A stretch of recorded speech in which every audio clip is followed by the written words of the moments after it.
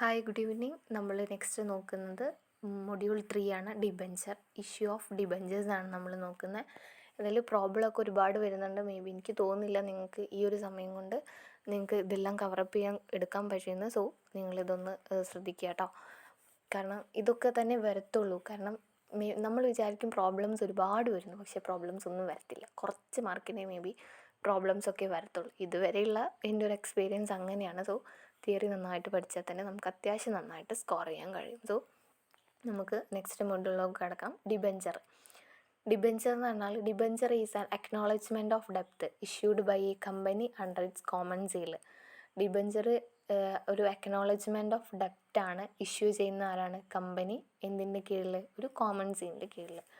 അതാണ് ഡിബഞ്ചർ എന്ന് പറയുന്നത്. ബോണ്ട് എന്ന് പറയുന്നത്, bond it is a fixed obligation to pay that is issued by corporation or government entity to investors. അതാണ് bond എന്ന് പറയുന്നത്. മലയാളം പറയും എനിക്കറിയില്ല. പിന്നെ അത് തമ്മിലുള്ള ഡിഫറൻസ് ആണ് മേ ബി ചോദിക്കാൻ സാധ്യതയുണ്ട്. ഞാൻ ഒന്ന് വായിച്ചു തരാം. It is issued without pre determined rate of interest. അതായത് ബോണ്ട് ഇഷ്യൂ ചെയ്യുന്നത് എങ്ങനെയാണ്? ഒരു ഇൻട്രസ്റ്റ് റേറ്റ് ഒന്നും അവിടെ ഇല്ലാണ്ട്, ഒരു പ്രീ ഡിറ്റർമൈൻഡ് ആയിട്ടുള്ള, അതായത് മുൻകൂട്ടി നിശ്ചയിച്ചിട്ടുള്ള ഒരു ഇൻട്രസ്റ്റ് റേറ്റ് ഒന്നും ഇല്ലാണ്ടെയാണ് ബോണ്ട് ഇഷ്യൂ ചെയ്യുന്നത്. ഡിബഞ്ചർ അങ്ങനെയല്ല ഇഷ്യൂ ചെയ്യുന്നത്. It issued at pre determined rate of interest. It issued at maximum ഡിസ്കൗണ്ടിൽ ബോണ്ട് ഇഷ്യൂ ചെയ്യാൻ കഴിയും. It is issued at lesser discount മാത്രമേ ഡിബഞ്ചർ ഇഷ്യൂ ചെയ്യാൻ പറ്റുള്ളൂ. ബോണ്ട്സ് ആർ ലെസ് റിസ്ക്ലിയാണ്, ഡിബഞ്ചേഴ്സ് ആർ ഹൈ റിസ്ക് ആണ്. It is secured by collateral. It is not secured by collateral. It is mostly issued by government. It is mostly issued by private companies. So നിങ്ങൾക്ക് maybe first പറഞ്ഞ points ഒന്നും അത്ര എളുപ്പത്തിൽ അങ്ങ് കിട്ടിയെന്ന് വരത്തില്ല.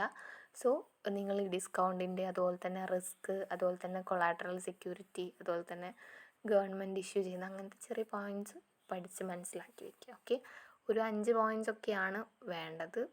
നിങ്ങൾക്ക് ഓവർ പഠിച്ചിട്ട് ഒന്നും കിട്ടാത്തൊരു സിറ്റുവേഷൻ ആക്കരുത്. അതാണ് ഞാൻ പറയുന്നത്. നിങ്ങൾക്ക് കിട്ടുന്ന പോയിൻറ്റ്സ് മാത്രം പഠിച്ചാൽ മതി. ഓക്കെ, പിന്നെ ഇൻറ്റേർണലൊക്കെ ഉണ്ടെങ്കിൽ അങ്ങ് പാസ്സായി കിട്ടും.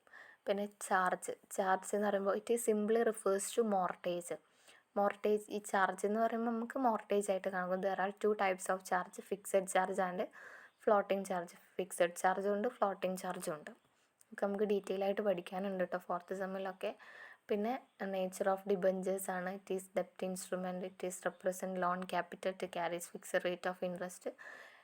It carries no voting right. It is no long term finance. It is generally secured. നിങ്ങൾ പഠിച്ച് വയ്ക്കുക. ഓക്കെ, പിന്നെ ഷെയർസും ഡിബഞ്ചേഴ്സും തമ്മിലുള്ള ഡിഫറൻസ് നിങ്ങൾ ഇതേപോലെ തന്നെ പഠിച്ച് വയ്ക്കുക.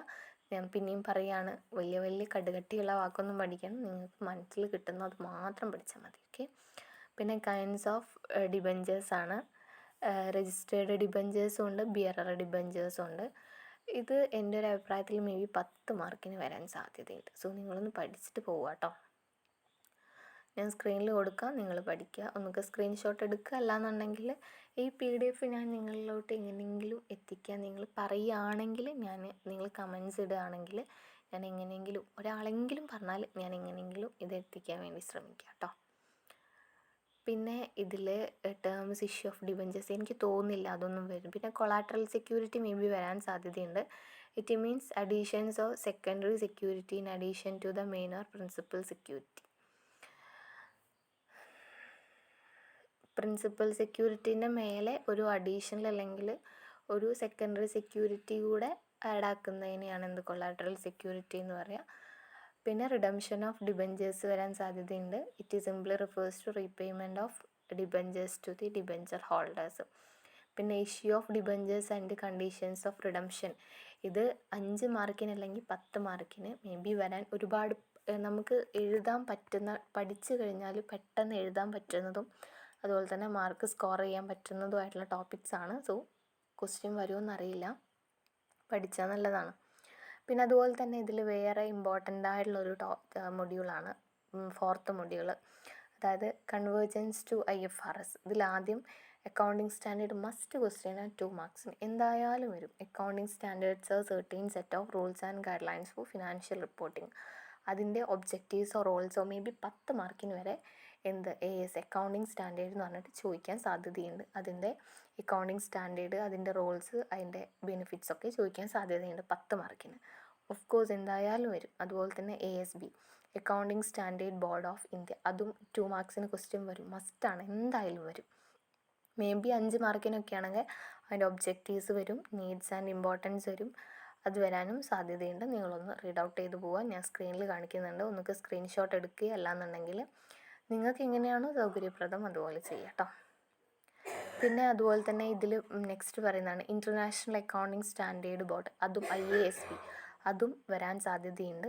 നിങ്ങൾ പഠിക്കുക, കാണാണ്ട് പഠിക്കുക തന്നെ വേണം, അല്ലാണ്ടത് എനിക്ക് തോന്നുന്നില്ല അല്ലാണ്ടത് പഠിക്കാൻ പറ്റും. അതുപോലെ തന്നെ അതിൻ്റെ role of IASB developing IFRS, അപ്പോൾ അതും നിങ്ങളൊന്ന് പഠിച്ച് തന്നെ പോകണം. IFRS എന്ന് പറയുമ്പോൾ IFRS നമുക്ക് പഠിക്കാൻ വരുന്നേ ഉള്ളൂ, അപ്പോൾ അതാണത് പറയുന്നത്. പിന്നെ IFRS international financial reporting standards must question എന്തായാലും വരും. ഇതിന്ന് ഈ ഒരു മൊഡ്യൂളിൽ നിന്ന് ഒരുപാട് ഇങ്ങനത്തെ ക്വസ്റ്റ്യൻസ് മേ ബി 10 മാർക്കിന് വരെ വരാൻ സാധ്യതയുള്ള മൊഡ്യൂളാണിത്. വരാൻ ഓഫ് കോഴ്സ് എന്തായാലും വരും. പിന്നെ ഫീച്ചേഴ്സ്, അതിൻ്റെ പ്രോസസ്സൊക്കെ വരാം. പിന്നെ IFRS കൺവേർജൻസ് എന്താണെന്ന് വരാം, അല്ലെങ്കിൽ അതിൻ്റെ നീഡ്സ് ആൻഡ് ഇമ്പോർട്ടൻസ് വരാം, ഇങ്ങനത്തെ കുറച്ച്. അതുപോലെ തന്നെ NFRA വരാം. എന്താണ് NFRA, വാട്ട് ഈസ് NFRA, NFRAയുടെ ഫുൾ ഫോം നിങ്ങൾ പഠിക്കുമ്പോൾ എന്താ ചെയ്യേണ്ടതെന്ന് വെച്ചാൽ പേര് മാത്രമല്ല അതിൻ്റെ ഷോർട്ടും കൂടെ പഠിക്കുക. NFRA അത് പഠിക്കണം. മേ ബി NFRA എന്ന് പറഞ്ഞിട്ടായിരിക്കും വരിക, കാരണം കഴിഞ്ഞ പ്രാവശ്യമൊക്കെ അക്കൗണ്ടിങ് സ്റ്റാൻഡേർഡ് ബോർഡ് എന്ന് ഞാൻ പഠിച്ചു, പക്ഷേ വന്നത് ASB എന്നാണ്. സോ എനിക്കത് എഴുതാൻ പറ്റിയില്ല. ഇവിടെ എത്തിയതിന് ശേഷം എനിക്ക് മനസ്സിലാവുന്നത് അതായിരുന്നു അത് ചോദിച്ചതെന്നുള്ളത്. സോ നിങ്ങൾക്ക് അങ്ങനെ ഒരു പൊട്ടത്തരം പറ്റരുത്, അതുകൊണ്ടാണ് ഞാൻ പറയുന്നത്. ഫുൾ ഫോമും പഠിക്കുക, അതുപോലെ തന്നെ അതിൻ്റെ ഷോർട്ട് ആൻസറും പഠിക്കുക. സോ ഞാൻ സ്ക്രീനിൽ കാണിക്കുന്നുണ്ട്, നിങ്ങൾ സ്ക്രീൻഷോട്ട് എടുക്കുക കേട്ടോ. Financial elements simply means the elements of financial, 2 മാർക്കിന് ഓഫ് കോഴ്സ് ക്വസ്റ്റ്യൻ വരും, നിങ്ങൾ എഴുതി വെച്ചോ വന്നിരിക്കും.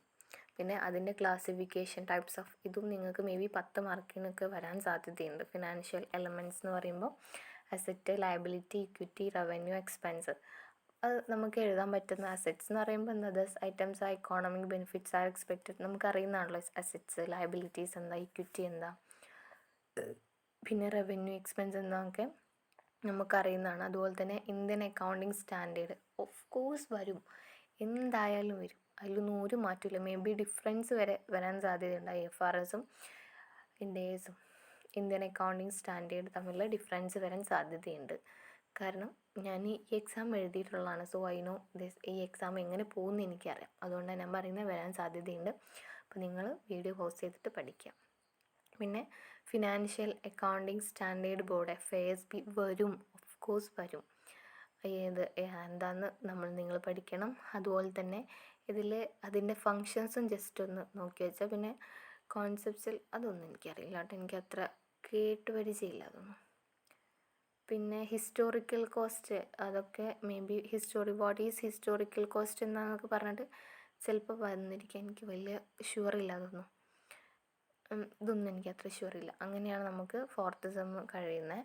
പിന്നെ നെക്സ്റ്റ് പറയുന്നതാണ് മൊഡ്യൂൾ 5 ഫിനാൻഷ്യൽ സ്റ്റേറ്റ്മെൻറ്റ്, അത് നമുക്ക് നെക്സ്റ്റ് വീഡിയോ ആയിട്ട് ചെയ്യാം. സോ ഇത്രയും കാര്യങ്ങൾ നിങ്ങൾ ഡീറ്റെയിൽ ആയിട്ട് പഠിക്കുക. PDF വേണമെന്നുണ്ടെങ്കിൽ ഒരാളെങ്കിലും കമൻറ്റ് ചെയ്താൽ ഇതെങ്ങനെ കിട്ടും എന്നുള്ളത് ഞാൻ പറഞ്ഞുതരാം. Okay, thank you.